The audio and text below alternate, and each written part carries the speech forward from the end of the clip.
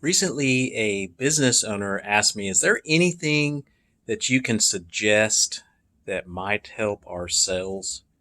And this business owner in particular has quite a few salespeople on staff. And I said, how confident are you that they are following up with their prospects?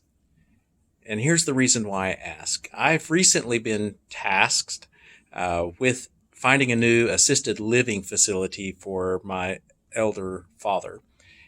The facility that he's at is closing. We have 90 days to find a new location.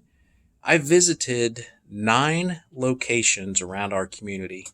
Each one of those took probably 45 minutes to an hour to take a tour, meet the director, go over pricing, all that good stuff. The reason I asked him this question is how confident are you at them following up with prospects is because it's been 4 weeks. We've already picked a facility, by the way.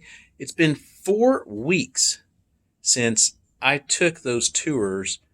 One company called me back.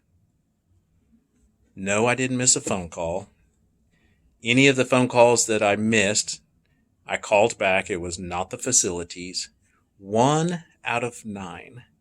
And if you are a business owner or you've gone shopping for a service or product, I'm sure you've experienced the same thing. So what I suggest is if you're having an issue in sales, if you'd like to up the ante, if you will, check and confirm, make sure that your salespeople are following up, not just making one phone call with a lead and they don't get a phone call or a conversation and move on, never call back, because this happens all the time. So that would be my number one reason why salespeople fail, just from my personal experience. If you'd like more small business ownership tips, tricks, and resources, go to www.businessownershipsimplified.com.